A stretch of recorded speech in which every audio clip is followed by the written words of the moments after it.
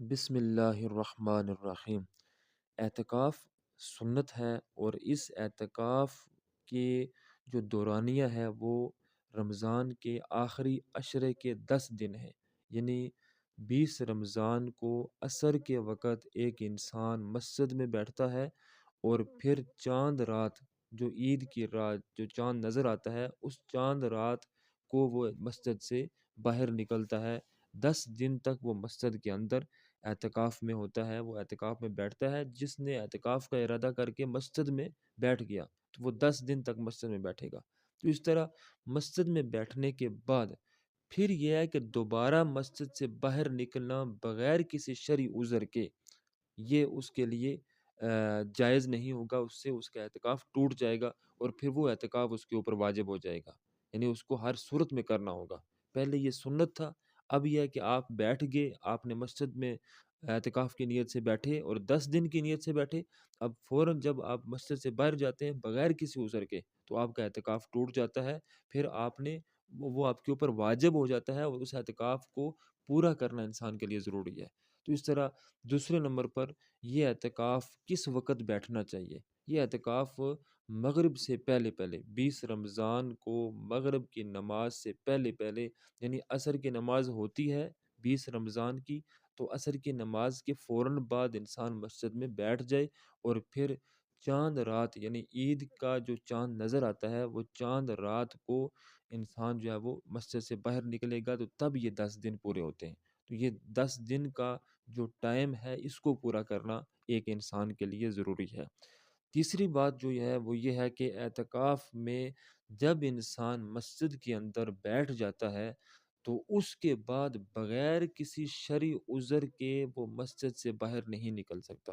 شرعی عذر کیا ہے؟ کہ اگر اس مسجد میں جس میں انسان اعتکاف بیٹھا ہے تو اس میں نماز جمعہ نہیں ہوتی، جمعے کی نماز نہیں ہوتی، تو گویا کہ جمعے کی نماز فرض ہے،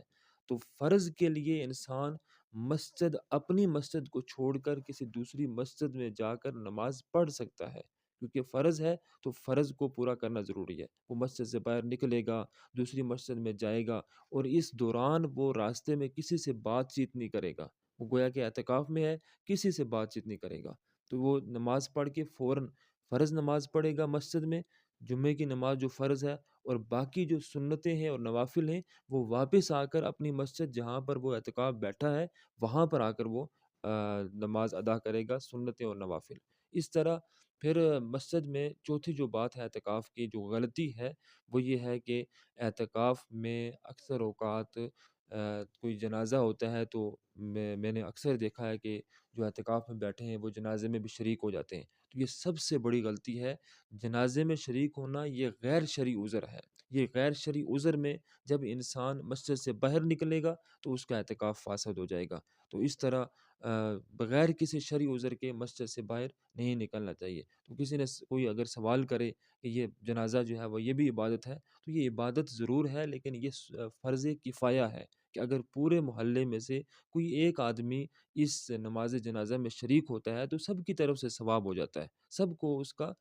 فائدہ ہوتا ہے۔ تو گویا کہ اعتکاف والا آدمی نہیں بھی جائے گا تب بھی مسجد میں بیٹھ کر اس کو اس نماز جنازہ کا ثواب مل جائے گا۔ اگر کوئی قریبی رشتہ دار بھی اگر اللہ نہ کرے فوت ہوتا ہے تو اس کے لیے بھی انسان جب مسجد سے باہر نکلے گا تو اس کا اعتکاف فاسد ہو جائے گا، اسے چاہیے کہ وہ کسی اور جو 10 دن ہے اس میں جو ہے وہ اس اعتکاف کو لازماً پورا کرے۔ اگر کوئی مطلب کسی عذر کی وجہ سے باہر جاتا بھی ہے، کوئی قریبی رشتہ دار فوت ہو جاتا ہے تو وہ اعتکاف توڑتا ہے، مسجد سے باہر نکلتا ہے، اس کا اعتکاف ٹوٹ جاتا ہے، تو وہ اس طریقے سے جو ہے وہ اس کو پورا کرے اور پورا کرنے کی کوشش کرے۔ تو اس طرح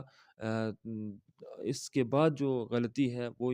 اس غلطی کو جو ہے وہ درست کرنا ہمارے لیے لازمی ہے کہ اعتکاف میں موبائل استعمال کرنا، یہ سمجھ لیں کہ اعتکاف کی روحانیت کو ختم کرنے والا ہے، کہ جب انسان موبائل استعمال کرتا ہے تو پھر اعتکاف کی جو روحانیت ہے، جو فیوز و برکات ہیں وہ ختم ہو جاتے ہیں۔ انسان موبائل پر لگا ہے، بعض اوقات لوگ کہتے ہیں جی ہم موبائل سے قرآن پاک پڑھتے ہیں، بعض اوقات کہتے ہیں جی کتابیں پڑھتے ہیں، تو یہ ساری کی ساری چیزیں یہ گویا کہ موبائل استعمال کرنے کی اجازت ہے، تو گویا کہ اجازت لینا اس طریقے سے کہ میں قرآن پاک پڑھ رہا ہوں، یہ سراسر غلط ہے۔ قرآن پاک سے دیکھ کر پڑھیں۔ موبائل کے علاوہ جو ہے وہ بے شمار سہولیات موجود ہوتی ہیں مسجد میں، تو موبائل رکھنا اور موبائل کو استعمال کرنا یہ اعتکاف کے تمام تر فیوز و برکات، اعتکاف کی روحانیت کو ختم کر دیتا ہے۔ تو میں صرف یہ کہوں گا کہ اگر کسی نے اعتکاف بیٹھنا ہے تو وہ سب سے پہلے اپنے موبائل کو بند کرے اور بند کر کے اپنے گھر میں چھوڑے، اور اس کے بعد وہ مسجد میں آئے اور آ کر وہ اعتکاف بیٹھے، تب جا کر وہ روحانیت ملتی ہے۔ وہ پھر قرآن پاک کی تلاوت میں مشغول ہوگا، وہ گویا کہ نماز میں مشغول رہے گا۔ پھر جو آخری جو غلطی ہے وہ یہ ہے کہ اکثر اوقات اعتکاف والے جب بھی دیکھیں تو وہ سوئے ہوتے ہیں، وہ جب بھی دیکھیں تو وہ یا تو گپ شپ میں مصروف ہوتے ہیں۔ تو گویا کہ اعتکاف کے دوران آپس میں اعتکاف والے اگر بات کرتے ہیں کسی شرعی مسئلے پر تو یہ جائز ہے۔ اگر دنیا داری کی بات کریں گے تو پھر یہ ناجائز ہو جائے گا، یہ پھر اعتکاف کو فاسد کر دیتا ہے، اعتکاف کے ثواب کو ختم کر دیتا ہے۔ تو مسجد میں بیٹھے، شرعی کوئی بات کرنی ہے تو اس کی اجازت ہے۔ اگر غیر شرعی باتیں ہیں، دنیا کی باتیں ہیں، تو اس سے اعتکاف کی جو ثواب ہے اس میں فرق آتا ہے۔ گویا کہ اعتکاف ٹوٹتا نہیں، لیکن ثواب میں اس کا ضرور فرق آتا ہے۔ تو اس طریقے سے جو آگے ایک غلطی ہے وہ یہ ہے کہ ہر وقت جو ہے وہ سوئے رہنا، اس سے بہتر ہے کہ انسان اعتکاف کے دوران یہ عمل اس کو لازمی کرنا چاہیے۔ سب سے پہلے یہ ہے کہ وہ تہجد کی نماز لازمی پڑھے، پھر اس کے بعد فجر کی نماز جماعت سے پڑھے گا، پھر فجر کے بعد نماز اشراق ہے، وہ اشراق جو ہے وہ 2 رکعت نماز نفل وہ لازمی پڑھے، پھر نماز چاشت ہے، پھر اس کے بعد نماز تراویح ہے، پھر اس کے بعد نماز اوابین ہے، پھر یہ سارے نوافل، اور پھر لازماً وہ